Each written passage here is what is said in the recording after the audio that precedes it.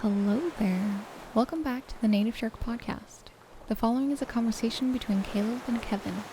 You can find NativShark at nativeshark.com to learn Japanese, and you can find Kevin on YouTube and Twitter at Kevin Abroad.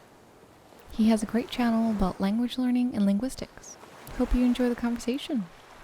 Yeah, all right. Well, I suppose it would be interesting to hear a bit about, I guess what you do and how you got into what you're doing. And you run a YouTube channel, right? And you're from France, but you From France. Yeah. but you live in England, the UK, somewhere. Yeah. In the UK, yeah. I live in south of England. Okay, and you speak multiple languages. Yeah, I guess I do. That's kind of the thing on your channel, right? It's hmm Kevin Abroad, and you've kind of been documenting your linguistic journey, and I take it that linguistics and language learning is kind of your passion, more or less, right? Yeah, that was kind of my way into the language learning community because originally I studied linguistics, so I got a master in applied linguistics 4 or 5 years ago. And then I just felt I was looking at all these people on YouTube doing language videos, and I was like, I can do this too. And I kind of wanted to also not lose all the things that I learned during my MA, because if you don't sort of practice, even if it's knowledge, not just languages, but if I felt like if I wasn't talking about linguistics a little bit, I would kind of lose it. And I really enjoyed my course. So YouTube was a way, like a platform for me to talk about all these things language related. So yeah, that was one of my main motivations. Yeah, no, that's awesome. Um, and how many languages do you say that you speak? Yeah. Well, it's also about what you mean by speaking, but basically, I'm a native speaker of French and Portuguese because I'm also Portuguese. My Okay. my family is Portuguese, but I was born in France, so that's why I also speak French. Obviously, I speak English. We're all speaking in English right now. I also speak Spanish to intermediate to high level. But Spanish is a tricky one because my passive skills are really high, but my active skills are more intermediate. Uh, So it might not sound like I'm fluent, but I can understand everything. Like right. Spanish people speak Spanish to me all the time; they know I understand. Mm-hmm. And then I do speak a bit of Italian because I studied it at school. And then obviously I do speak a bit of Japanese, but I would say I'm around N5, almost full N5 level, I think, at that stage. Mm-hmm. I think. I don't know. That's what my teacher says. Gotcha. And so what are your main? First of all, that's quite a few languages. Congrats. That's more than me Thanks. for sure. Um, What languages do you speak? yeah, I speak English, Mhm. and Japanese, Right. and I passively understand Spanish to a very relatively high level. My reading comprehension is even higher than my audio comprehension of Spanish. Um, Portuguese, to some extent, just because of like the similarities between Spanish, and then also same kind of thing with French. And so because of the passive understanding of Spanish and French, I kind of have some understanding of Portuguese, as you know, but Yeah, nothing to write home about for Portuguese or French. Just this past year, though, I watched a show on Netflix, 3%. I Mhm. don't know if you've seen it or not, but it was fantastic. It's Brazilian, right? Yeah, I think. it Mhm. was so it was in Brazilian Portuguese, Mhm. and so that was really fun, because I was like, huh, I do understand a little bit more Portuguese than I thought I did, so that was fun. But I studied Spanish in high school, on my own. I think I had it in like as a class, but language education in the United States in high school is not good. So I don't think it counted for anything, but I Okay. studied Spanish on my own. So that's where that came from. And then I had an interest in languages. So I studied like Latin even younger than that. And then I also studied French on my own a bit. So that's kind of where that comes from. But those are mostly passive. The only ones that I'm actively able to use is Japanese and English. That seems like quite like an achievement because well, they're very different. Like Japanese and English, and then those and Yeah. then those romance languages. Yeah. Yeah, they are. for Japanese, I just kind of went into it, you know. I really enjoyed, like you, I really enjoyed language and I really enjoyed linguistics. I didn't major in linguistics in university, but I did, as part of my degree, I did take some linguistics classes, some upper level linguistics classes, and the professor that I had was actually just one of the best that I had in general, like across all the classes that I took. Like my linguistics professor was just, she was amazing, and I really enjoyed talking to her. After every class, we would chat until she had to go to her next class, and she'd be like, "I'm gonna be late for my next class. I gotta go." But it was just really fun. Like we had a great relationship, and she inspired me a lot. And at that time, I wasn't working on Nihongo Shark because that was before NativShark. But I don't think I even started studying Japanese like officially yet, or had I? I may have just started, but I had all these ideas of like how to maybe change language learning and language education, and like maybe I could build something like that's kind of in my mind. I went to school for software engineering and communications, so building things has always been in my nature. So I'm always like, what can I build? And then so I would always run all these ideas like past her, like about methodologies and stuff like that. So that was fun. And then yeah, so she had a pretty big influence, I think, ultimately on some of the methodologies that wound up in NativShark, which is kind of funny. But there you go. Interesting. I know of quite a few language learning people that did something related to IT and do language. It's quite interesting. Mm. Seems to be a prominent sort of combination. You know, now that you mention it, especially in the Japanese learning space, like I know a lot of people who have done something in IT or IT adjacent, and then had this interest in language or Japanese, and I don't know what it is necessarily. I couldn't say 100%. They're both sort of languages, I guess.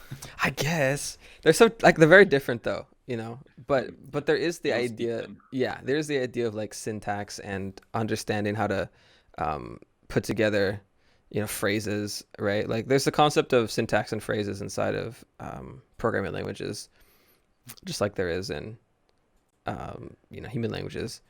That said, so from linguistics, like, do you have like from your linguistics days, did you have like a favorite concept or favorite tool set that you learned that was just fun? Well, my favorite thing, and that's what I did my research on, was code switching. Ah, So okay. sort of my thing about linguistics, obviously I studied quite a lot of things, sociolinguistics and things like that. But my main sort of my baby, so to speak, was bilingualism, and more specifically code switching. That's sort of what I studied and know most about. I mean, I don't know Mm. everything, but that's what I've researched and read about read on. Oh my gosh, English! I read about the most during my studies in linguistics. Yeah.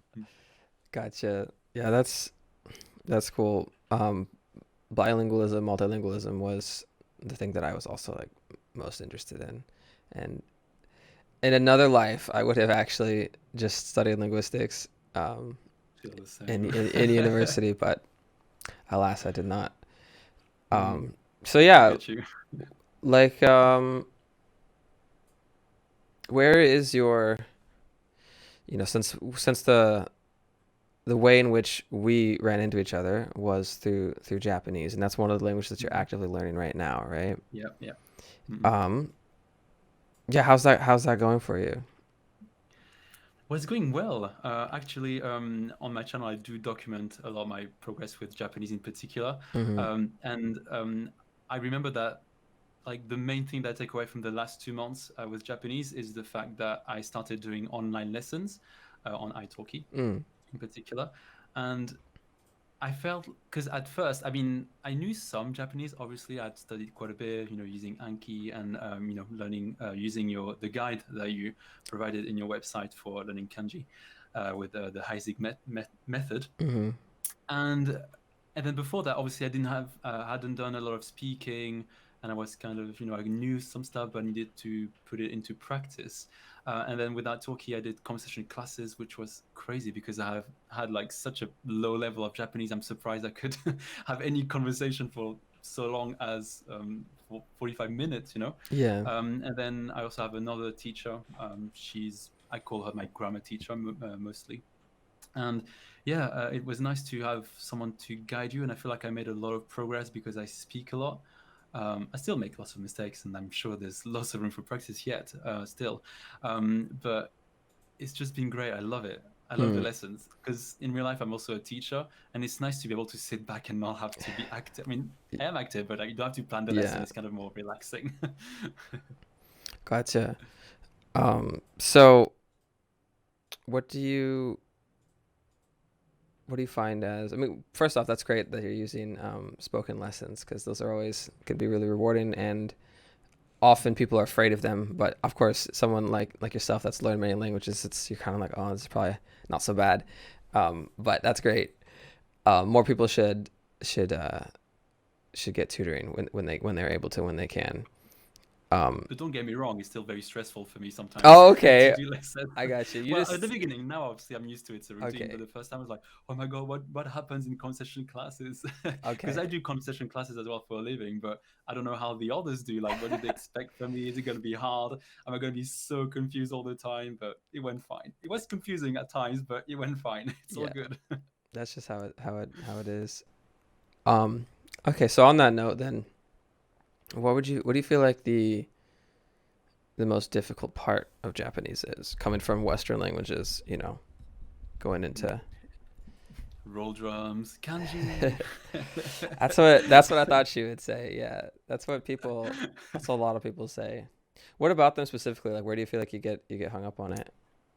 Mm, interestingly enough, having done Heisig, so remembering the kanji helped a lot because it's kind of an interesting one. So I've gone through all the kanji and I've been reviewing for over a year now. So Mm, I've gone through the process, but I still forget a lot of them. But still, like, I still get a feeling for the sort of meaning they have, looking at the primitives and things like that. So that does help. So I don't feel too confused. And it doesn't seem like kanji are just random sort of shapes of, whatever drawings or whatever.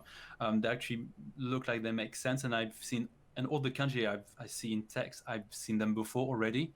So it's just sometimes a matter of me sort of reviewing and looking it up on a dictionary or something. mm, So it makes it a bit easier. But I guess it's more like the reading, I would say, is the hardest. That's also the thing that I've done the least as well. So it's kind of not surprising, I guess. yeah, But yeah, there's a lot of kanji to read, right? for sure. Yeah. Um, Definitely. That's kind of the goal of Heisig method. I believe is essentially just to get familiar with them, to kind of, because when you start learning Japanese, right, it can feel really daunting. Like, what are these things? Um, and it allows, it's like a way in to the language, and the way into breaking into kanji that can help you start, have like a, how do we say, like a grasp on, like a foothold, to say, you know what, I don't have to be too worried about kanji because they're attainable. I think that's the ultimate value in Heisig, because as you know, like, we had NativShark, and we recommended the Heisig method, and then we closed down NativShark, and then we started NativShark, which is meant to be something very different, a full comprehensive language platform. Right now, it does just teach Japanese, and we started like a proprietary method for learning kanji. And our method that we made, kind of took some of the ideas from Heisig, and some ideas from, various other sources, like the Kanji Learner course, or some from even the way that they're taught in Japan, to straight to children. So these various ideas, plus some of the experiences that myself and Nicholas had while learning them. And then there's input from Ray, who's like the Japanese content architect. So all of us kind of like got together and we're like, all right, what can we do? And we built a system for NativShark that the goal of it is to basically let you not worry about kanji. Our goal, like our method, like, so if you're like, okay, what's the method for learning kanji on NativShark? And it's like, the answer is to just not stress about it. So what that means is kanji are shown to you in an order that is relevant to the vocabulary that you are learning, and the vocabulary that you are learning are relevant to life in Japan, whether you're traveling or living. So like the point of like NativShark in general is to get you to a functional level first, and then a high level proficiency later. So all of the language is skewed towards like real life, towards actionable information, and so people who live in Japan right now or have traveled to Japan, although that hasn't happened much in the past year, Yep. right? It's 2021 right now when we're speaking. So, but people who live in Japan have started noting that, and it's really great to get that feedback to be like, wow, this is like, I'm able to understand the conversations that are around me so much easier. Or those who watch a lot of slice of life anime, for example, they're noticing that a lot of the language that's used, they've come across in their studies. And I bring all this, loop this around the kanji to say that, so then also a lot of the kanji that you would run into out in life or reading, we teach them. And because they're linked to, so like you see a kanji, and we give you kind of similar to Heisig, but we'll give you like an English cognitive or whatever, like similarity. Yeah, keyword, that's the word I was looking for. And we'll say, hey, there's a radical breakdown. And then there'll be a bit of a mnemonic perhaps. And then that's kind of it. And then a little bit later, there'll be a vocabulary word that will use that kanji. And then that's what we're really trying to help you remember, because that way you're also getting the reading. But we're not telling you to specifically learn the reading, because that's a relatively problematic path to go down. Because if you learn just the reading in isolation for a kanji, one, it takes a lot of time, and two, it's hard to keep in your mind, because three, there's far too many readings often for a single kanji, and most of them aren't very common. So what that means is your mind has a great ability to understand a kanji in the context that it's given, with the vocabulary word and the sound. And some people say, well, if I don't learn all the readings, then I'm going to be confused the next time I see it. But that's not really true. The next time you do see it and it has another reading, it's in a different context, and your mind understands that, right? So the more context you see a kanji word used in, and let's say it has a different reading in the different contexts that you saw, if you're exposed to those contexts multiple times, your brain does not have a difficulty parsing the fact that that was 3 different words with 3 different kanji, and it links all of those to the same idea. And so that's where the first part of the method comes together, with kind of showing you the kanji up front, so it has like a bit of an anchor to throw it back on.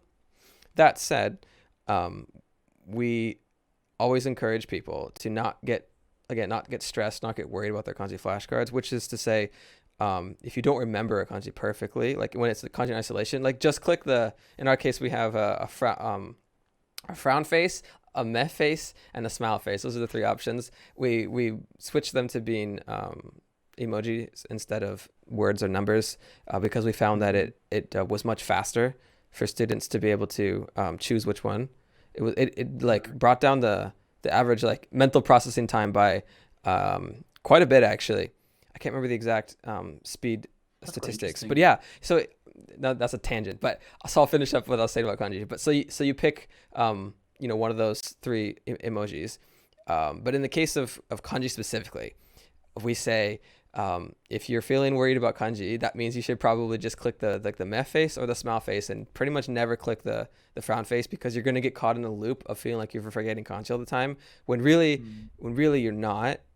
What matters is that you keep progressing forward, and you don't stop. You practice every day, and especially in the system like NativShark, because it's so iterative, like it will show up again many times. And then since in NativShark specifically, all of the words from phase 1 and onward are very highly used words, you're gonna see those same words in your day-to-day life or your day-to-day studies of native materials, etc. So this is to say that all of these things reinforce on each other, and it builds the required like mental framework, kind of like through a pseudo immersion, that allows the kanji to stick relatively effortlessly. Right. And If how that makes do sense. you sort of decide in which order the kanji appear? Like, do you use N5, N4 as a reference? I mean, do JLPT, or do you have another system in place? We don't directly use the JLPT because they're a little bit problematic to use as a guide for language acquisition, largely because for whatever reason they're not built for, like, how do I say, everyday use. The JLPT are often, like, they're skewed towards they're very academic sounding. And where they, broke, like, this is N5, this is N4, these are the kanji you need in this one, these are the ones you need in that one. It's a bit arbitrary if you look at it. From a zoomed out perspective, it's quite arbitrary from the sense that in N3, for example, there's a couple grammar points that are very crucial to being able to speak, like, kind of conversationally, but they aren't that difficult to understand. But for some reason, they're taught in N3 rather than, like, let's say N5. So it's a relatively, I'm not sure if this is true with all standardized tests in other languages because I haven't taken them, but I do know that in the sense of, like, the JLPT and the TOEIC, which is for English and Japanese, they both have a bit of this problem where they're skewed towards linguistic, like, perfection, and they're skewed towards academic perfection, which is more or less like another whole other conversation, but it's kind of the old way of doing things, I would say, like the way that things have been done for a long period of time of how linguistics in general have been taught. So that's a lot to say that no, we don't base it entirely off of the JLPT. Not to say that we haven't looked at them and say what are they, what are they doing? But the order that we put the kanji, or we put the vocabulary in, is, I would say, it's a combination of many things, right? So we take a look at the JLPT. What do they do? We take a look at frequency lists that are put together from newspapers, and take a look at newspapers and books. We take a look at frequency lists that are put together from, like, online, and then we take a look at newspapers that are put together, frequent lists that are put together from, like, radio, and then you kind of combine all these together, and then you get an individual who has a lot of linguistics experience, a lot of or teaching experience with Japanese, and then you take a person who's like an everyday speaker of the language, and you all sit down, and then you say, okay, what order do these go in if we're starting from, like, I need to become functional in this language, and then you arrange them. So they're arranged in a custom manner, essentially, in which we have done the research for, like, this has taken quite a long time, multiple years for us to finally have all this all put together. A long time. Yeah, and so we've essentially curated the list to make it as effective as possible, if that makes sense. That's very interesting because I mean, the textbooks I use to teach French, I tend to teach beginner in particular. Like, I feel like most of the time it's well thought out, but the book I use is a bit more modern. But it's really interesting to sort of how do you decide what's your priority? I mean, obviously the obvious one is to say, my name is, and etc. But then after that, like, where do you go? Do you go towards, I don't know, ordering at the restaurant, or which is more like practical things, or do you start with what I've seen before, how to buy things in the market, for example, which I've seen before, which I think is not too relevant anymore, to buy fruit and vegetables, I mean. Yeah. And having to say kilos, whatever, that's kind of things I used to teach when I did my training. But it must be difficult to decide what's a priority, what's useful, and what's also a level appropriate, because you have to take into consideration so many things, I think. Yes, there's a lot of things to pull together, and honestly, Nicholas or Nika would be the better one to give this conversation to, since he's the primary architect of that. Right. However, I can speak on it a bit, and you have to start with a starting point and then a direction. And on your point of French textbooks perhaps being perhaps seemingly higher quality, I think they might be, actually, generally speaking. Very specifically, it's difficult to go from Japanese to English or English to Japanese.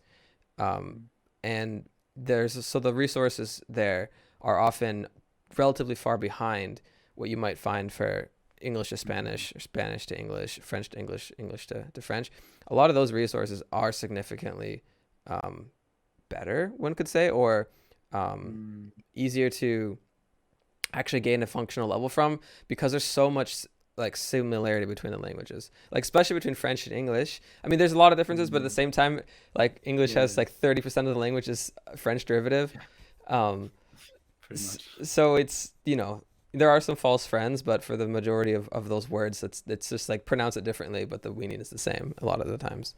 Whereas in Japanese and English, you don't have that, and you need to come up with a framework and a method to approach the language.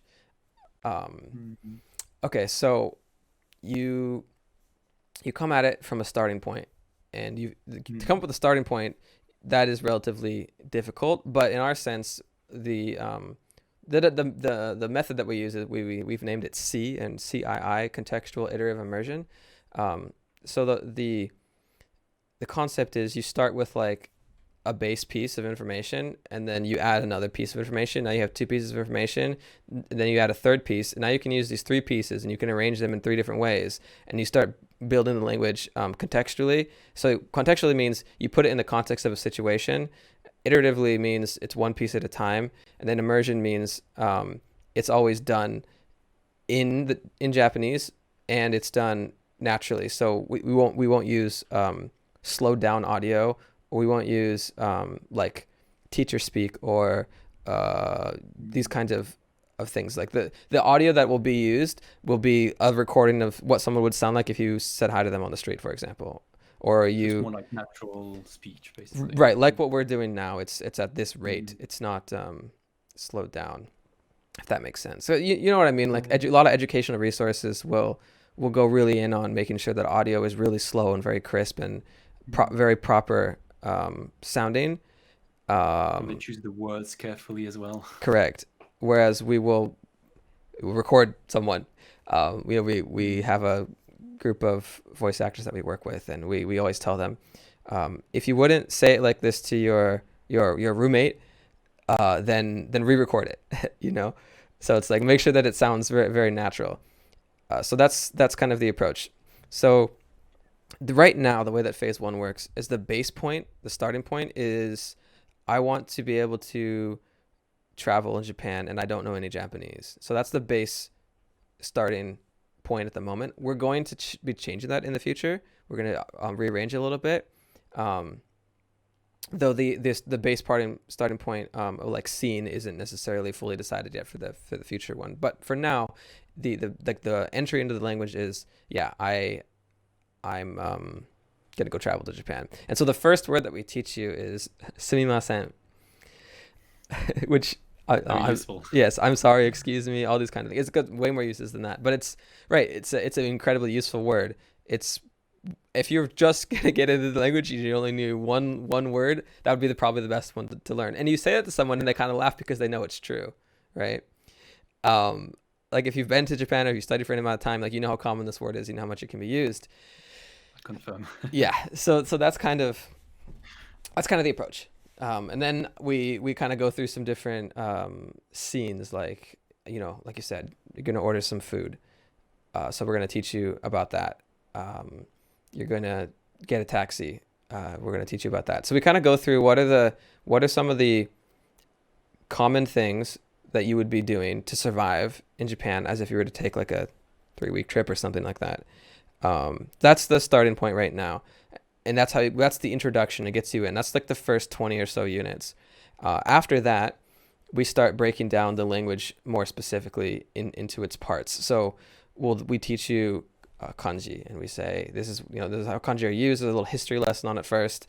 This is how they're used. Don't worry about them. This is how we're going to teach them to you, and they'll come over time. Soon enough, they'll be sight vocabulary.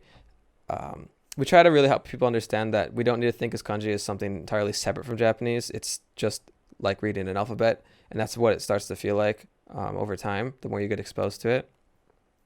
Yeah, and then so there's some kanji introduced, and then we start going through some of the main concepts of Japanese, like verb endings or particles, nouns, how single word sentences.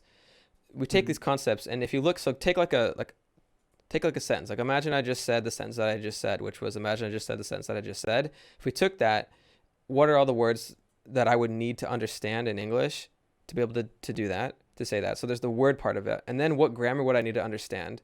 And then what would I need to understand about the context of the conversation for that sentence to make sense, right? Because like a lot of language programs, they'll start with a phrase like he is a boy, because they want to teach he, they want to teach is, and they want to teach boy, and they want to teach what is does. But he is a boy, like try to come up with a natural context outside of a language education product in which you would say he is a boy. Now it's possible, but it's not common at all. Very specific. Very narrow context, right? So that's what we do, is when we're thinking about sentences, we'll say, we want to teach this word. Here's a sentence. What is the context? If it's so specific, that's not a phase one way to explain that. Doesn't even need to be explained in phase one. We think about it. It's hard to say, because a lot of this you have a sense for, as a native speaker of the language, and somewhat as an educator. And that's one of the things that we feel had been missing in language education, and that's kind of like what our unique value prop is, I guess, that we're bringing to it, and specifically with Japanese. So does that kind of answer the question of how we start at the beginning and how we go out? Because once you get things rolling, it becomes much easier, right? It's the initial like push the ball, and once it's rolling, it becomes much easier to pick what you're going to teach and what you're going to do, because you get more pieces, more to your repertoire. Very interesting. But I like what you said about kanji, but that also made me think about, sometimes like it does seem like kanji is difficult when you consider that there's, 2,200 kanji that you need to know to sort of get by and be sort of fluent, I guess. But the thing is, if they're introduced slowly and little by little, you actually kind of remember.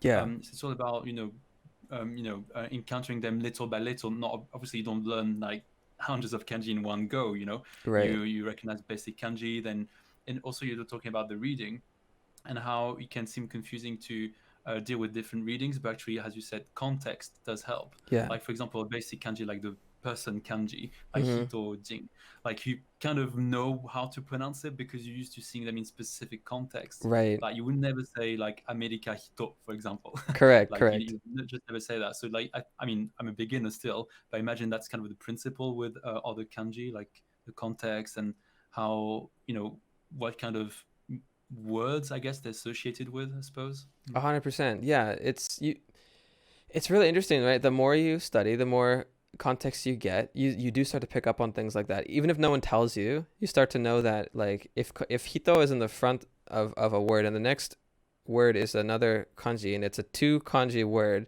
then it's probably going to be like jinsei, for example, like life. You just know, oh, I'm going to read it jin. But if it's completely by itself, oh, I'm going to read that hito, like, or like when you're counting, like hitari futari, this kind of thing. It's like, I'm going to read it the other reading. And what's happening there is it's the difference between an onyomi reading and a kunyomi reading. So if you like get into the way, the etymology of kanji and how they're brought together, that's what's happening. It's the way that the language is constructed. But we don't need to go that far. Don't need to digress that far. But that's what's happening under the scenes. But what I think is really interesting is that you don't need to know any of that to start picking up on it, right? It's just one of those things that your mind starts doing, right? Like that's one of the things that I always say, and like the NativShark always says, in like within the platform itself, is like, you're completely capable of doing this. Like you already have all of the tools required to learn Japanese, and that's your brain. Your brain can do it. You just have to give it the correct inputs over a period of time, and then we say like in a consecutive order, iterative order, and it will put the pieces together. Like it'll happen. And it's hard to feel that way at the start, especially. But after you've been doing it for like 5-6 months or so, it's like, oh shoot, someone said something in Japanese and I understood it. How did that happen? It just kind of like sneaks up on you. Yeah, I so get it because you were talking about RTK, I mean, remembering the kanji, and how, once you've done it, like the main point of this challenge, I almost call it a challenge, Yeah. is really to just do it and be like, yes, I could do it. Like, I spent myself 5 months doing it, a bit more than 108 days, I think, Yeah. that it was recommended in the guide. But regardless, I felt so proud. I was like, if I done that, I can do much more. Like my brain is that 100%. flexible. I can remember so much information. And now with my teachers, they progressively mostly speak Japanese. I mean, obviously kind of teachery language and Of gesture, course. obviously, but they still like speak much more Japanese than English. And it's like, oh my God, I understand all that stuff. It's great. And 100%. it just show you can prove yourself even every day. You don't need to do something huge for 4 months. Every day you can prove yourself. And if you really pay attention, you can see the progress. I mean, obviously, if you're studying every day, but whenever you're studying, whatever time you spend studying, I would say even learning just one new word is progress. And it's important to see that, I think. I definitely agree. That's one of the most, I think, rewarding parts about language learning. Specifically, like if you're gonna choose, like if anyone's like listening, they're gonna choose something to learn because they want to learn something new and they have some interest in language. I like completely recommend it because it's one of the most rewarding things to learn because of how I don't want to say easily, but how quickly, I guess, you can start to get that feedback loop of, wow, I actually understood something. And it kind of comes to you naturally, more or less. Like people feel like I'm not a language person, but I just say that you probably haven't been introduced to language in the correct way or in a way that works with the way that you would learn. Because again, your mind is out there trying to learn language all the time. Like when if you're an adult, sure, it kind of has turned that part of the brain off for a second, but it only takes a little bit of pressure for it to be like, oh yeah, I know how to do this.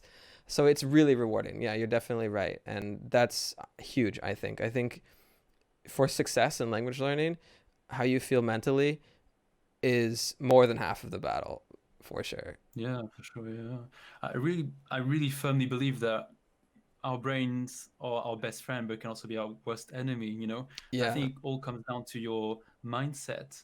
Uh, you know, Mm. when I'm learning Japanese, I could see it two ways. I could think of it like, oh, there's so many more things to know. I can't read so many kanji, and I have so much grammar I don't know. Or you can think, well, I know these words. I can recognize a couple of kanji, and I'm going to get better, and it's only going to improve.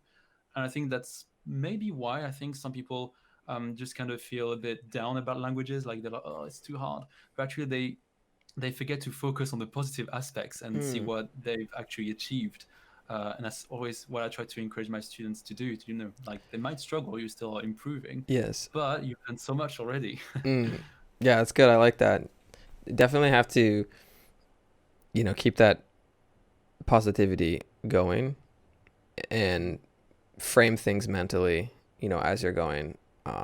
You know, as a language learner yourself, like and myself, we both understand that it does get difficult at times, and you do feel like you haven't done anything.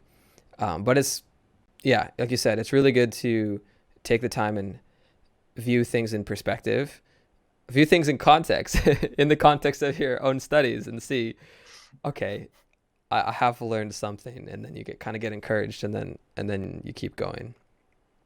So And you know what's crazy makes me think of something is that sometimes, and that's absolutely nuts when I think about it.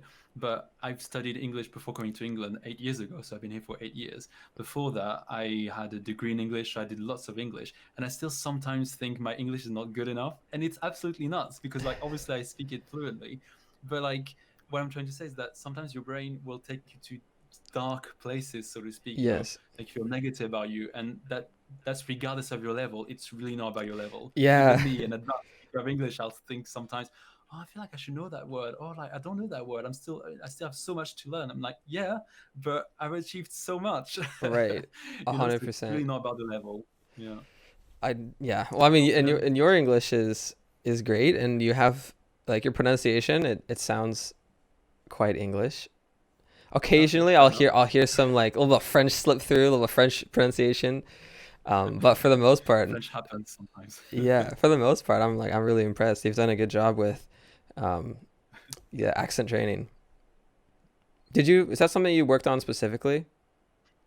Actually, yes, because when I did my degree in English, we learned a lot about phonology and phonetics, which some people are allergic to because it sounds quite technical and scary. It's quite technical, to be fair, Yeah. but it's really helped me realize how you should pronounce things, and kind of, because we learned the IPA, so the Yep. phonetic alphabet, and that kind of what's the word, that brings you away from the spelling, because if you read the spelling influenced by the way you would read in your native language, for Yeah. example.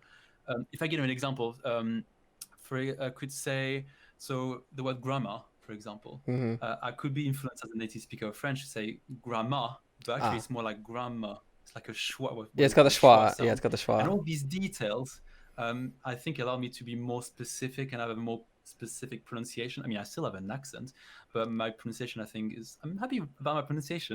I think it's important to acknowledge our efforts, but Yeah, yeah, I mean, definitely.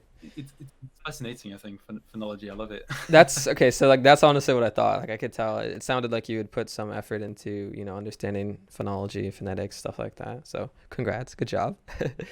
It can be done.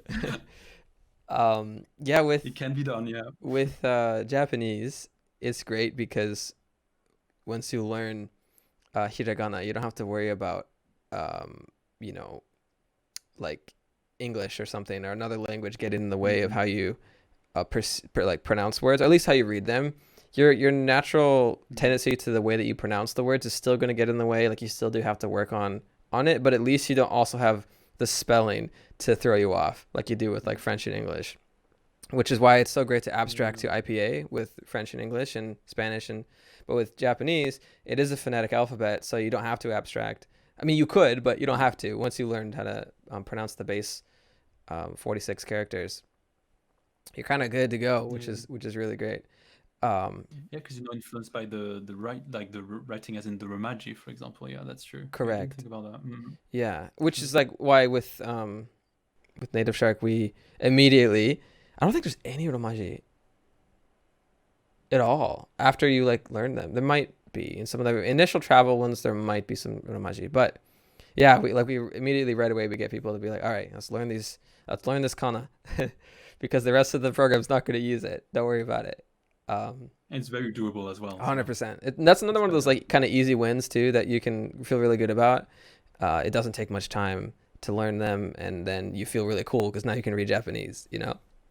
So it's kind of when like you learn to write them, people are super impressed and like, oh, that was so hard to learn. And you're like, I did that in 24 hours. Yeah, 100%, 100%. Yes, when I learned them, it was kind of like before there was any interesting online tools for it. I kind of just ground them out with a friend. I think it took like 8 to 10 hours, and then that was it. Like they were stuck. I think katakana took a bit longer just because it does in general for everyone. It seems like super hard. Yeah, that's exactly right. I Like, still struggle. yeah, it's funny how that works. But hiragana very easy. It took me like 8 to 10 hours to kind of grind them out, and I've never forgotten them ever since. But yeah, so on NativShark, like there's some tools to like kind of practice them, especially for katakana. Like that you can run through the learning tool, and then there's some quizzing and stuff like that can kind of help reinforce it. At this point, I would say katakana doesn't bother me, but it did take a hot minute, definitely. But especially like the wait, hold on, which one is it? She and what's the other one? She and tsu. She tsu. Yeah. So I think. Yep, that's right. Is that right? Yeah. Yeah, these ones like my Japanese teacher is like, Kevin, have you been revising? Have you been practicing the writing? I'm like, yes, no, yes. Yeah.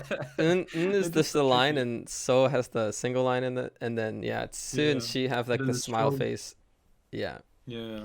But There's they look so similar because when you compare them, you're like, yeah, they're different, but on its own, like, which one is it?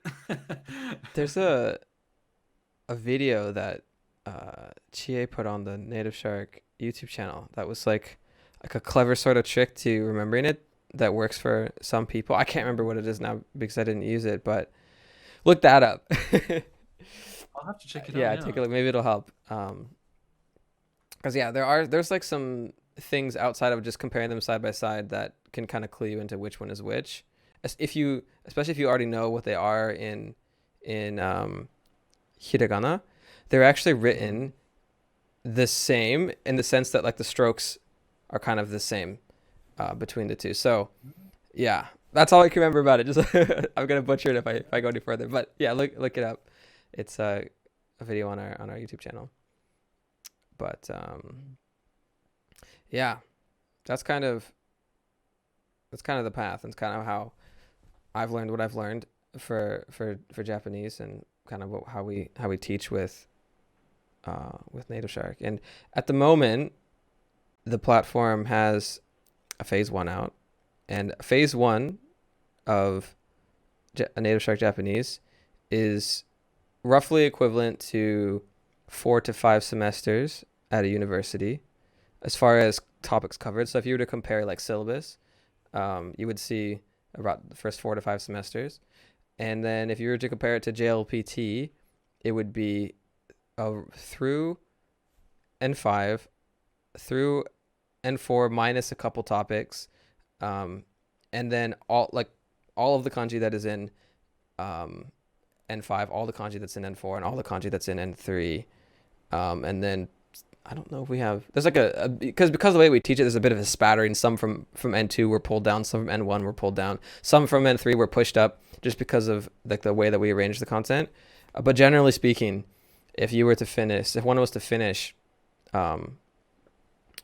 for phase 1 of NativShark, you would very easily be able to pass N5 for sure, which is kind of cool. Speaking of, I don't know if you know much about it, but do you recommend doing the JLPT exam as maybe, I don't know how to explain. Like, do you think it's useful? Like, what do you think is the use of JLPT? For most students, I would say the JLPT can serve as motivation. Some people are motivated by tests. That's just facts. If you are a person that is motivated by tests, I think it can be useful in that sense. Though, I don't think that it's worth spending the money on JLPT N5 for N3. I probably wouldn't take either of those. There's ways, I think, to validate your ability without. I mean, if you love tests and you have the cash to burn, in that case, go for it. Doesn't matter. But if you don't really like tests, or you don't really want to spend $60 on each test, or $65, whatever it is, a bit pricey, then I would say hold off, and do it at N2. Try that one, and then N1, I think. Now, if you have no interest in testing at all, I would say don't even worry about it. Like, there's not any advantage to it, unless you are moving to Japan and you want to get a job in Japan or these kinds of things. It weighs heavily on the visa. Like, it's a lot of points if you have N1. Not N2. That doesn't count for anything. It's N1. That does it not? As far as I know, no. At least when I was filling out visas for one of our employees that we brought over from the United States, he was able to get the visa because he had N1, and that was written on some of the requirements for the special, what's it called, skilled individual. It was like technology, engineering, humanities visa. If you had like a 4-year degree and you worked 4 years in like engineering, for example, that would also work. You wouldn't need N1. But if you were trying to go from the humanities side and you were trying to work in like translation or writing or teaching, any of these things, if you had the N1, it was more or less a guaranteed. It's weighted as heavily as 4 years degree plus 2 years of work experience. It's a little bit skewed, but that's how strong the N1 is when it's being considered on a visa application. But the other ones are not, like I was saying. So, and then in Japan itself, the only ones that matter are N1 and N2. You won't see any real qualifications asking for things beneath that. If you do see it, then I would question the validity of the job post because yeah. So yeah, go ahead. The idea is to be able to sort of for jobs, if they require level, they probably, I presume, expect a fluent level, essentially, or at least near fluent, or at least someone that can easily work with the language. So going lower, like, for what job would you only need an N5, I guess? Right. Like, I wouldn't see the point, I guess. Yeah. Right. Or N4, I guess. Which gets back to my original point in being that I think they're fine if the tests motivate you. But I wouldn't worry about them if you don't like them or that kind of a thing. They're even like, yeah, even as a gauge of like what is my level, they're very problematic because of the way that they arrange the language. And this is something that I don't think is true of all standardized tests. I think this is something that's maybe a little bit more unique to Japanese specifically in that case. In fact, so much so that right now, like the government and the Ministry of Education, I think it is, they're working on trying to come up with a better way to gauge level, because there's been so much complaint from businesses and stuff of people who have N1 certifications but are not able to use the language. They're like, we need to do something better. And what I mean by that is, because you passed N1, this means you can likely read a newspaper quite well. You can read a newspaper really well, and I'm sure you can also read high-level textbooks very well. You might be able to read literature decently well, but that doesn't correlate into functional ability in the language. How well are you going to work? How well are you going to be able to integrate into a Japanese working environment with your coworkers? How are you going to integrate into the rest of Japanese society? How well are you going to do with a conversation on the phone? Like with your reproduction ability. These are some of this isn't the case of everyone. A lot of people who do get to N1, they also study very diversely. So they come up to N1 and they have a rounded education in Japanese. But there is a not small portion of people who get to N1 who basically just studied to be able to pass the N1 because that was their goal to get the job. And then their functional ability is lacking. It's kind of some of those problems that you get with like college as well, like technical education, right? When you learn to sometimes you learn to be an engineer and you graduate and you don't actually have the technical skill because you got to get that from real experience. And if you didn't get real experience along the way, then your ability won't be very high. Same idea that tracks identically to JLPT. Does that make sense? Yeah. But the JLPT is a bit of a strange exam because, I don't do, proficiency exams, but I know of them. But the way they are sort of done in European languages anyway, similar in English, I think as well, is that you get tested on the 4 skills. So reading, listening, let's forget one, writing and speaking. That's the one. So you get tested on the 4 skills, but the JLPT, I think, is only listening and reading, right? That's correct. Which is kind of strange because, jobs like professionals, they will use that as a reference, but then it doesn't prove that you can speak. Obviously, I presume you do speak some Japanese, but it doesn't mean you're really functional in the active skills, as you said, Mm-hmm. So that's kind of strange because as much as I can criticize exams a lot, in terms of content, I think the thing we do well with the European framework is that at least they try to include the 4 skills. So yes. I don't think you can have C2 without having terrible skills. Like, I don't think that's possible. Yeah. It's so specific and yes, well. I think that the European framework for language, I can't remember the acronym for it right now, but CEFR, I believe. Yeah. Yes, CEFR.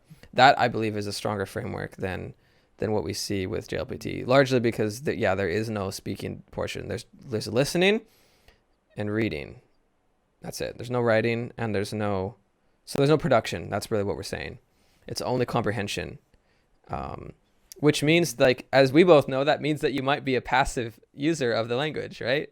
If you can comprehend, in Spanish, right? Yeah, right. If you can comprehend but not produce, which of course is problematic, and that generally is one of the things that we're ultimately trying to address with NativShark in the later phases. So what does like phase 2, 3, 4 look like? Specifically phases 3 and 4, which these are still in development, but those phases address that problem of how do you get to high level functionality, high level proficiency, where you can also produce. That's kind of what we're working on. Because if we kind of keep mapping the phases, roughly speaking, to the JLPT, by the time you're done with phase 2, you're pretty much through N2. And the reason why it's not all the way to N1 is because there's some random obscure vocabulary and grammar concepts that are kind of found in literature and newspapers, like I was saying, that we kind of just hold off until much closer to the end. So you'll be able to pass a large portion of it, but not the entire portion of it. But largely what we're doing is trying to build a different framework of thinking about high level proficiency. And if I could dream, I would also be able to get in conversations with people in Japan that actually make these things, and someday build a better standardized test with them. Like that's like long-term 10 years dream. If we haven't built up enough influence, like what would we do? And I'd be like, I want to fix these frameworks because they're discouraging once you get there, out to a lot of people. And like we were saying, mental is such a important part of language learning. I feel like, I mean, you probably know more than me about that, but I feel like also the interest for Japanese in terms of learning the language and passing the test is fairly recent, because Japan only recently, I mean, maybe a couple of decades ago, like they started to have more foreigners. And I think there's like 1% of foreigners in Japan or something like that. Yeah. Which for me as a European is like really small. So I think it's just because it's kind of new. So they still have, a long way to go to make a test that's a bit more realistic. Maybe it's because I didn't really have to think about these things before until like recently-ish, I guess. That's an incredible perspective that I actually had not thought about.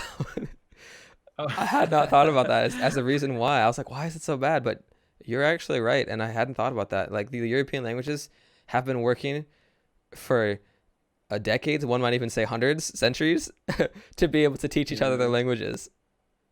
Whereas, yeah, it hasn't been that much of a thing. Because like there was like a boom in interest in Japan in the 80s. That's kind of where it started.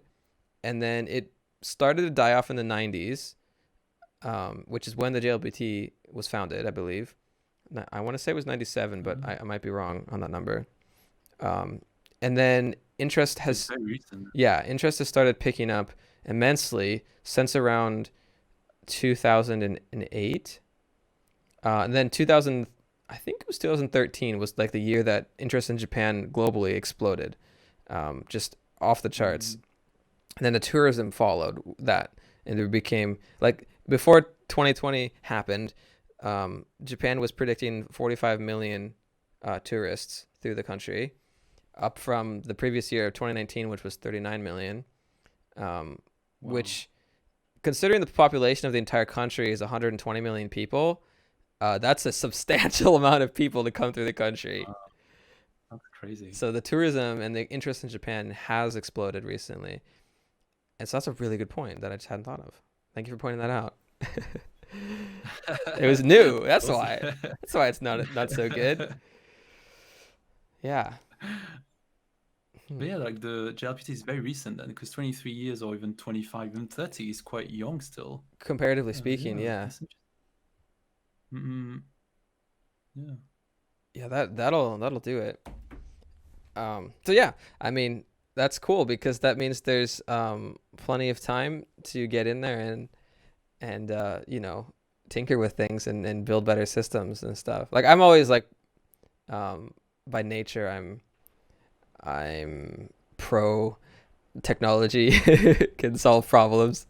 I know that there's some bias in that, but for the most part, I believe that with technology we can technology and human cooperation, we can solve a lot of problems, including like the difficulties of language and making it way more accessible. Because I'm not going to deny and say that there aren't good ways out there to learn languages right now, including Japanese. Like they exist, totally possible. Like I didn't use a program like what I'm building to learn it, but the goal is to make it as simple and accessible to as many people as possible. And the lower barriers of entry that there are, the more accessible it will be. And in the sense of NativShark, it's like we're trying to make it so that the only thing you have to do is show up and press study now consistently over time, and you don't have to worry about anything else. So you don't have to worry about scheduling, classes. You don't have to worry about what textbooks are you going to buy. You don't have to worry about what resources you're going to pull together.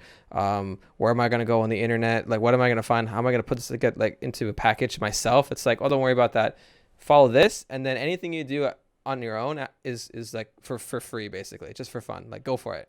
Like one thing I really encourage people to do is get tutoring in addition to studying with NativShark, which is like you're already getting tutoring, which is fantastic. That's why at the beginning of the conversation I said like, good job, that's fantastic. But yeah, anything else, we try to make it so that like the core is going to be covered in our platform, and anything else, like go for it, it's bonus.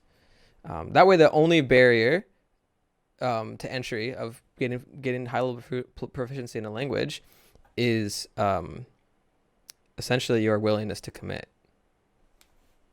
Price, I guess, as well, because it would be impossible to do what we're doing for free. So I guess price is a barrier, and then your willingness to commit are like the only two barriers. But it's interesting because a lot of people they criticize things like apps or textbooks or anything that is not like learning naturally, whatever that means, I guess, because it's a very complex topic Yes. anyway. But I feel like there's a lot of value into having structure, and I'm not saying like obviously learning naturally is a bad thing. Of course, it's great. If that's what you want to do, like go for it. But I think there's a lot of value into going to a class, using an app, a system, whatever. And in fact, I would even argue like it's all about the variety. Yes. I wouldn't recommend anyone to just use an app or use one system, one textbook or whatever to learn the language, but use one as like what's the word? Clutch? Like I forgot the word in English. Crutch?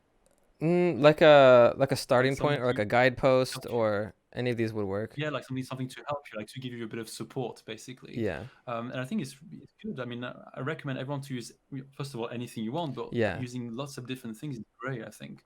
You can sort of take the strengths from every method, every resource, really. I think that can be Yes. quite powerful, actually. Absolutely. Like, yeah, I encourage people to, of course, I make one, so I say use NativShark as like the guide. Go follow this like as the path, but then make sure if you have the interest, like make sure you're pulling in native materials and getting tutoring and getting language partners and getting in conversation and essentially immersing yourself in as many different resources and things as possible. But my caution is make sure that you do commit to something, because otherwise you can end up in either what's called like beginner hell or resource hopping, because that's a real thing. Like getting caught in the beginning of something because you're always restarting because you jump to new resources all the time. Like that's dangerous. Don't do that. Pick a core method and stick with it. And then in addition to that, like in your excess time, that's where I would say like do these various different things. But yeah, I agree with you that there's a lot of value in the diversity of your inputs, essentially. For sure, yeah. And I think it keeps also your interest. For example, I wouldn't just do Anki all day because I would want to, like I would lose the plot completely. But Yes. doing a bit of Anki, reading some graded reader materials, using a couple of apps, having my my tutors and stuff like that gives me a lot of variety, and you learn so much from everywhere. Like they all help each other, like all the resources. So yeah. Absolutely. Yeah, in general, like language learning is a very exciting endeavor. And of course, we're going to say that because it's like we've put our lives into it, but we are biased. We are Let's be biased. honest. But hey, it's fun to be excited and passionate about something, you know? Speaking of which, someday, I really want to actually sit down and learn French to the point that I can speak it. It's one of my language goals. I don't necessarily know why. I just kind of like like French. I really like French music, I think is kind of what it is. And so French is a great language, Yes. I'm not biased saying that, right? Of course, yes. Say this to a French person, right? But yeah, someday I'll get there. I'm gonna sit down and I'm gonna learn it. I think French and Korean and Spanish. Those ones for sure. And then I think about Chinese. I'm like, that'd be kind of like Mandarin. I think that might be kind of neat. It's it's spoken so much. Mandarin scares me so much, though.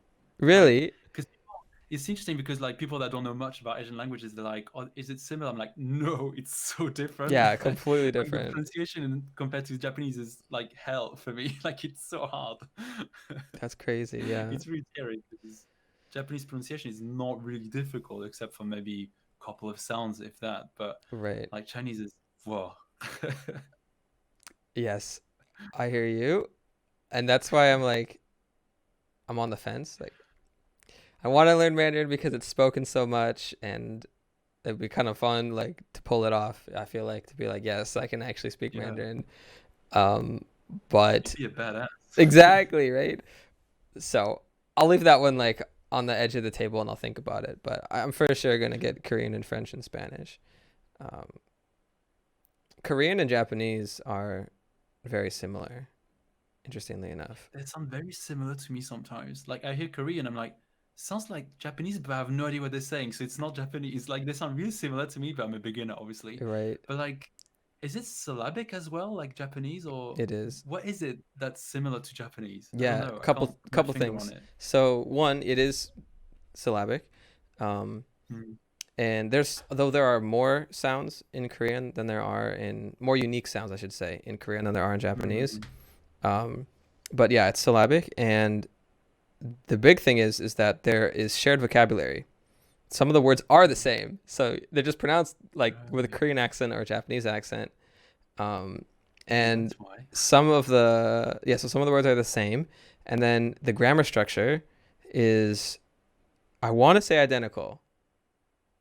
Maybe there's a couple differences that I can't think of them right now because I haven't spent that much time studying Korean. So someone who's better at Korean than me will say there's many differences, but from a like I know a what you mean. bird's eye view perspective, they're essentially the same. Like there's the same idea of like subject, particle, object, and then verb, right? But, Yeah, yeah. so SOV. I think I said that right. Yeah, verb at the end, object in the middle, subject at the start. It's the same kind of idea like that. And then the way that you know how Japanese has particles versus like English, which has articles, right? So Korean also has particles. So where you would have a wa, I can't remember what it is in Korean, but there's also the wa. Where you would have a wo, there's also the wo. And also another thing that makes it similar is, you know how you have like mas ending for the formality, like arigato gozaimasu. In Korean, it's like kumsamida, I think, but it's the same idea of there's a formality ending and there's different formality levels starting at the like the top going down to like most casual. So you have I'm not sure if there are more or less formalities than there are in Japanese, but the idea of a verb ending that has a formality structure to it exists in Korean as well. So it would be the kind of language that's easier to pick up for someone that speaks Japanese, right? Then, Correct. basically. You know how like when you speak English, for example, or let's say you speak French and you're learning Spanish, and it kind of can take Mm, you only like about mm, a year of concentrated effort to be quite good at that language. Um, yeah. if you speak Japanese, it could take you only about a year of concentrated effort to get very good at Korean. Mm, Um, rather than if you're coming from a Western language going into Japanese or going into Korean, it's going to take you up to 4 years to get yeah. to a like equal level. But that's true for the reverse, right? So when Korean or Japanese people want to go from those languages to a European language, they have the same kind Mm, of time. It's like, oh, it's going to be about 4 years, and but for each other, it's about a roughly about a year of concentrated effort, and you'll be quite good because of the similarities. mm. And what's interesting is that when you learn Japanese or an Asian language, you understand why they sometimes find it so difficult to speak European languages. And I'm like, oh my God, that makes so much sense. Yes, Because I mean, I used to think I was quite naive. I was like, come on, English is not that hard. And I'm like, oh my gosh, I get it now. Like, that's where they come from, the language that's so different, like a Japanese, hundred and they speak percent, English. I'm like, how? How do you even do it? I'm so impressed. dude. It's amazing what perspective and context will do for you. Yeah. I feel you. I also was kind of like had that, naive perspective of, oh, how hard can it be? And then I learned Japanese. Quite hard. It could be You're quite going on. hard. Quite hard to learn English. So now I have lots of understanding and grace and respect for people who are trying to learn languages or have learned languages to a high degree. I'm always amazed now. I'm like, wow, like you're nuts. Congrats. um, Especially when I see someone like a Japanese person who has learned English to a degree that they've even got like they've picked an accent, and they've like, whether that's British or that's Australian or that's American, they've picked an accent and they've even gotten the accent down. I'm just like, I'll stand here in your shadow. You're incredible.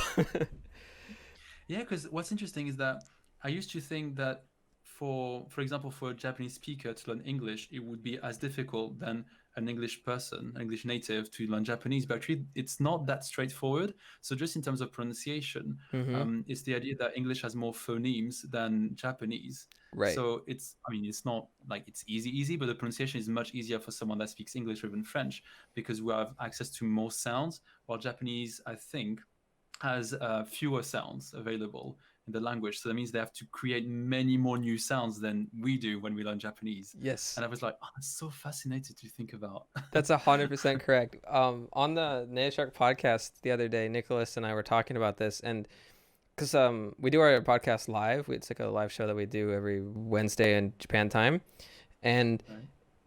around this time actually. But anyway, someone was asking about pronunciation or something, and it kind of got us on this tangent that was saying that we know when you're learning a language and your mouth starts to hurt, you know you're doing it right.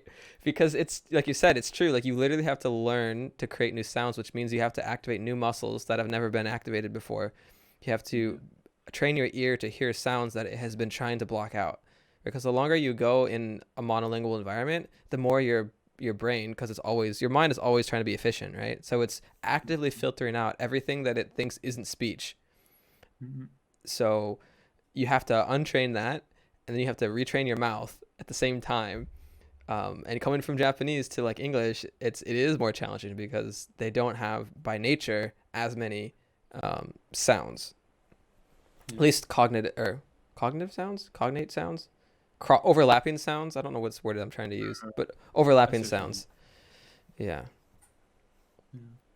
Yeah, because how to say, like, I remember when I was learning English, like just the idea of learning the r sound, which is impossible for French people, or the th sound, and others, like it was so much effort. Mm-hmm. Because like it's kind of interesting because I mean, I suppose for English people, just saying th is normal, like, and then for me, I need to tell them, like, for us, sticking your tongue out is not a thing. Like, we don't do that. Yes. Like, it's just a really weird feeling at first, and then the more you do it, the easier it gets. But the point I'm trying to make is that creating a new sound is really difficult when it doesn't exist before, because, as you said, you need to train your mouth and figure out where it's pronounced in your mouth, like this tongue position and things like that, which is what you learn in phonology. Yes. And phonetics, which is my stuff, I guess. Yes. But it's just fascinating. You have to sort of look at the position of your mouth and test, do that, and that's something that I kind of do in Japanese. I'm trying to nail down the U sound, which is not like a U like in French, but it's not like a U like in English, but it's more like U, I guess. U. It's u. I think. It's like a u. Udon, like in like a udon cha. Like a u. Yeah, it's not quite the u as in French for sure. Yeah. And it's not like the. It's Sort closer of to the middle, I English. guess. It's closer to the English one, but it is definitely in between the French and the English. U. Yeah. Sometimes I'd be like so in different places in my mouth until I feel like it's right. Right. That's how much of a nerd I am. No, I've been there too, definitely. Yeah, and then I go to the extent of doing that kind of thing, and then I think, okay, now how can I build tools for people to make it like that kind of understanding accessible to the most amount of people, because like you and I have interest in linguistics, and we both have some, like you much more than me, but some linguistics training, and then specifically an interest and studied like phonology and phonetics. That's a huge barrier to entry. You know what I mean? Yeah. To pull off what you just did, which seems very simplistic, where you moved your voice around. Like so few people who are learning languages know how to do that, or even know why you did that, right? So like I'm always thinking like, okay, how can we take that and distill it to something that makes sense to the most amount of people, so they can benefit? Because there is a huge benefit from learning phonetics and phonology when you're trying to learn another language, especially if you want to improve the way that you can hear and speak. Because I'm on camp. Hearing and speaking are linked. For the most efficient path to sounding very natural in a language is linking both hearing and speaking. Not to say that you can't speak without hearing, because of course you can. There are people who are hard of hearing or can't hear at all that can speak. So I don't want to say it's not impossible, but you know what I mean. Like if you link the two, you have an advantage, of course. Yeah. But yeah, I love phonetics training. fascinating. But it's interesting what you said, because when I teach, obviously my students, I mean, I don't do phonology because they're here to learn Of French for course. holidays. Right? Like, I'm not Yes. gonna bore them with like like the schwa sound and then the diphthongs and stuff like this. Like, what? Yeah. What are you on about? I'm here for French. Come on. So what I try to do is like kind of try to make them aware of like mouth position, like Yeah. the r sound is more here, like the u sound is more at the front, and I try to sort of make a sort of introduction to phonology, so to Yeah. speak, but more like in an easy way, obviously. But that kind of training, even for teaching and both for learning and teaching, is quite useful. That gives you a better understanding of how sounds work, because we don't really think about this until we do, right? Mm-hmm. It's not something. Why would you know about how sounds work, if you're 100%. not learning a language or not doing linguistics? But it's still something that's quite useful. And that kind of goes against, some people say you don't need linguistics to learn languages. I'm like, yeah, of course you don't. Like, lots of people have learned languages with even language classes, Yeah. But it does give you a big advantage. Mm-hmm. For example, something that's quite, I wouldn't say only in Japanese, but you see that quite a bit. Is like the fact that men and women will speak a little bit differently. Like, Yeah. you have watashi, boku, and things like that. And to me, that doesn't sound strange, because I know in sociolinguistics we talk about how men and women speak differently. Like we compare these things. So for me, that wasn't surprising. But for some people, it's like, oh, that's so weird. Like in English, you just say "I" for everyone, right? And then, then I'm like, no, that's not surprising to me. That makes sense in a Yes. way. Then it makes their own sense, of the language, I guess. 100%. Yeah. I like that one too. People, especially people who speak English, and they're like, "Oh, what is this difference in speech, and what is this formality concept? Like, we don't have that in English, right?" And I'm like, I mean, yeah, it's not built into the language, but the human aspect of what is formality and what is different ways of speaking do exist. Of course, they're human traits. It's not a trait of the language, that's a trait of humanity. But in Japanese, that trait of humanity has been built into the language, right? Like, there's a certain set of things that can be used to make linguistic sense, Like, there's some things that can be used and some things that cannot be used to make linguistic sense. And there's a wide variety, huge variation. And if you look at like the thousands of languages across the earth, all of them use facets of the spectrum of what's available to make linguistic sense. So, but if it's all these things are also based off of like human traits, and I've found that like most languages use a bit of all of these things, or not languages, most like languages and cultures together use a bit of all of these things, just that they emphasize different parts of it. So in the case of English, there is a bit of a difference in between feminine and masculine speech, but it comes more in the way that you pronounce it, in the way that a feminine or masculine person will act. And a masculine person can take on feministic traits and you will notice it, right? That's how like I can say that you can point it out, because it's like if I started speaking in a feminine way, you're going to say you're speaking feminine. Why? If there's not feminine or masculine speech, then why are you saying that, right? It's not about the words in English, it's about the mannerisms that come with it.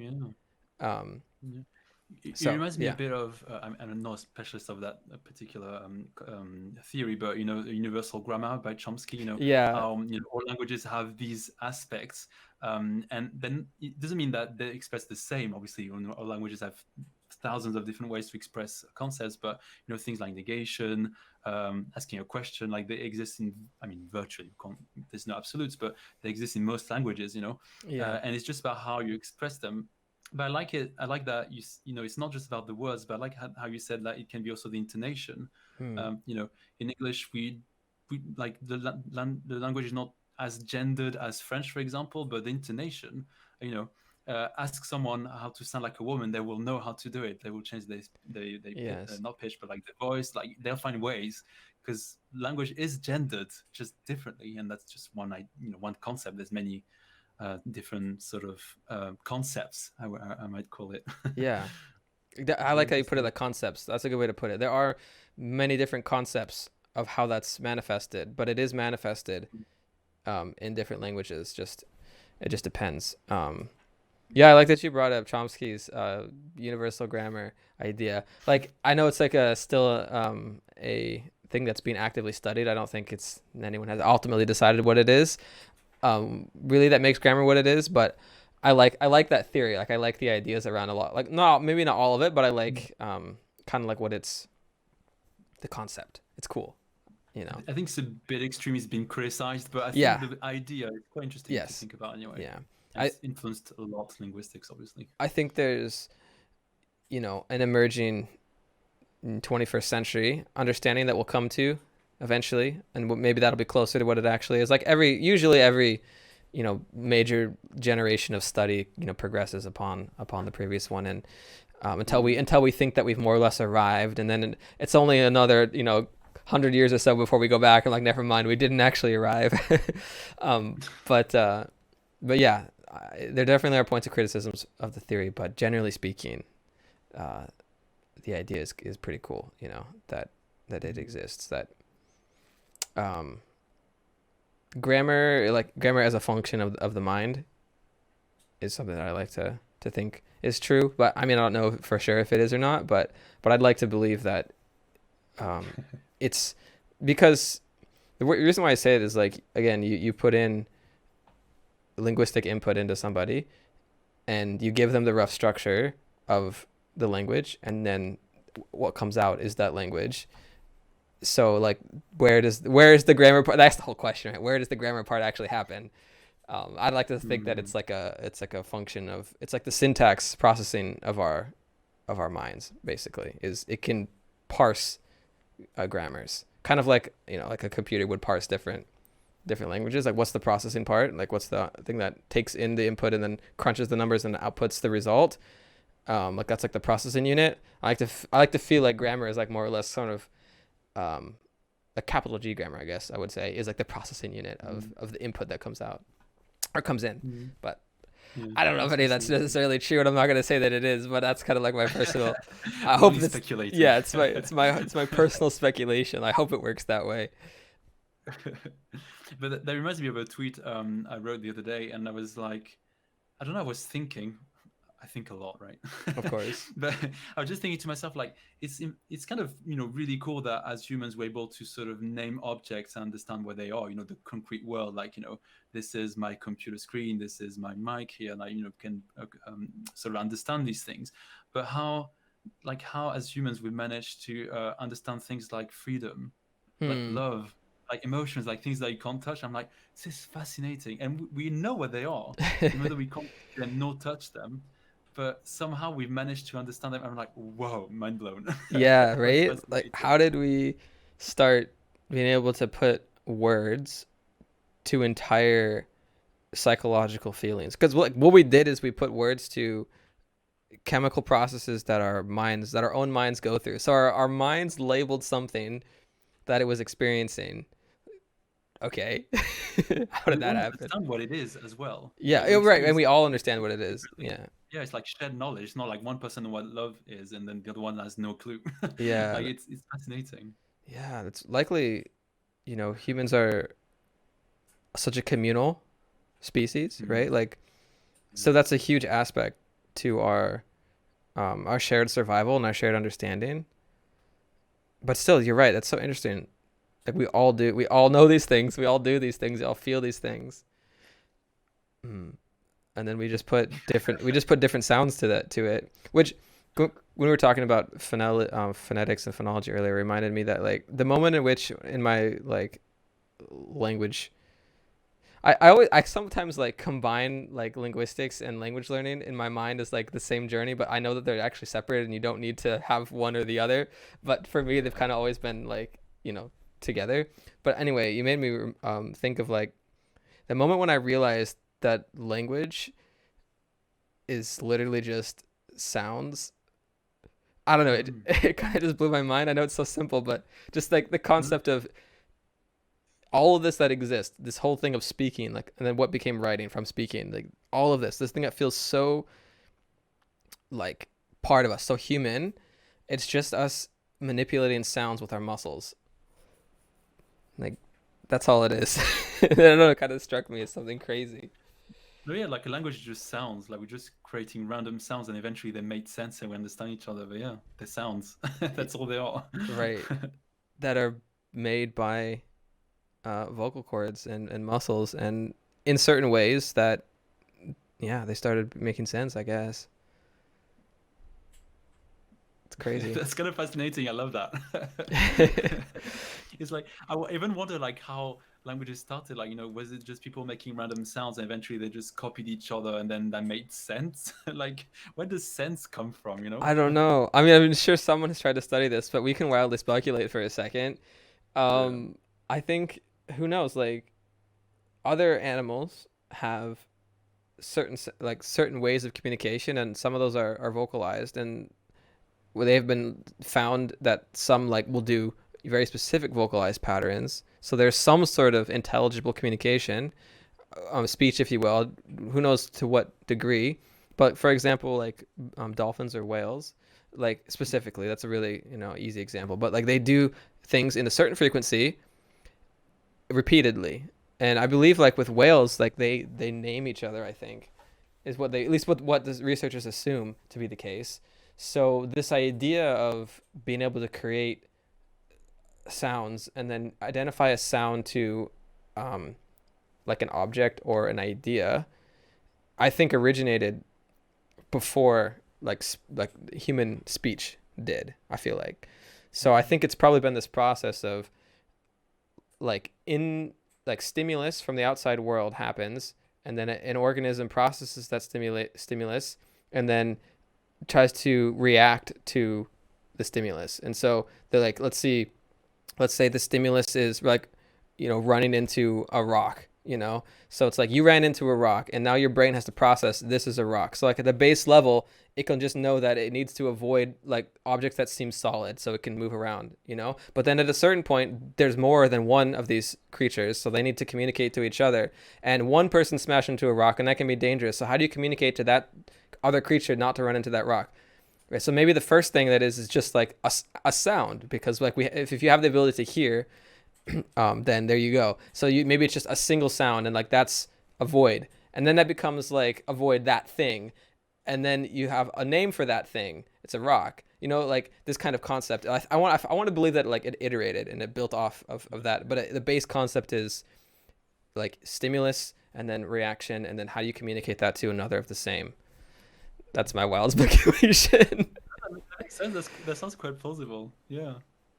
And also, like, what's fascinating is how, I don't know, I feel like in a way we could assume that all humans, like, originally, whatever that means, I'm not no historian or anything, but Yeah. like they had the potential to be sort of the same, but somehow, obviously, humans spread out around the world, and they ended up like creating their own system. And I'm like, wow, like, oh my God, that's amazing. Right. Like you could have technically even, if there was, how to explain, if there were even more communities, I mean, and they are, like they each create one language, and you could technically like have billions of languages in theory, Yeah. like they will all be different. And I find it fascinating how languages can be so different, like, and so many of them, and that they will all be different from each other. Like obviously they have commonalities, like we talked about, like universal grammar theory, but I don't know, I don't even know how to express it. Like that just fascinates me. I love so it. much. I love it too, and I think it's kind of like earlier in our conversation we were talking about it, but there's the concept that if the human, like all humans are built within a standard like deviation of similarity, meaning some people are going to be really tall, some are going to be really short, but we're all going to roughly have the same parts, like in the like mouth and in the hearing. Now there's certain times wherein it there's like uniqueness, wherein someone might grow and like what would say abnormally short, like larynx, for example, but they're still generally capable of speech. So let's just say there's a standard deviation of sameness within humanity that we all exist in. So that means we can generally hear roughly all the same things, and our mouths can generally move at birth, generally in the same ways. But within that, there is, I want to say, almost infinite variation, and that's where you get billions of languages, because like the mouth can do so many different movements, and the ear can hear such a range of frequencies that like I'm sure someone could calculate exactly how many sounds you could hear and exactly how many sounds you could make, and you could then, but then the permutations of that would be insane. The number of languages that could exist, like there's essentially, for all intents and purposes, an unlimited number of languages that could exist, for sure. Yeah. And that is absolutely fascinating. And you're right that like if you have a community in isolation for long enough, it will generate its own language. That's just what it does. And before we had like global communication, like at light speed, like we have now, that happened all the time. And that's why there are, even to this day, like 10,000 or so individual unique languages. And in fact, there might be more than that, but that we know of. Well. Yeah. It doesn't take much for a language to start existing. It's like two generations, 3 generations. I can't remember. Like, you know how there's like, it starts with like a pidgin, so to speak. And then it becomes like a Creole. And then after that, it's a full. Not that Pidgin or Creole aren't languages, No. but they're more. As soon as you have native speakers. Yeah. Correct. Yeah. But then after that, it's like, yep, you've got a new language, and I think it's 3 generations is all it takes to form a new language. So no wonder it happens so often. That's crazy. I love that. Yeah. That's great. It's definitely a very exciting part of human diversity. I mean, there's a lot of things to be excited about with human diversity, but language, again, we're biased, but it's such a cool one. We own up to it. We're biased. Yes, that's right. That's what matters. If you're going to be biased, at least admit it. Yeah, well, we've gone on for about an hour and a half. We have. Yeah, it's been really fun talking. Yeah, loved it. Absolutely. And maybe we'll have another conversation again in the future. But I think I'll end the recording here, and then we can wrap up. If that sounds good. So yeah, thanks for the conversation, Kevin. I much appreciated it. Thank you. And yeah, let's chat again. That was great.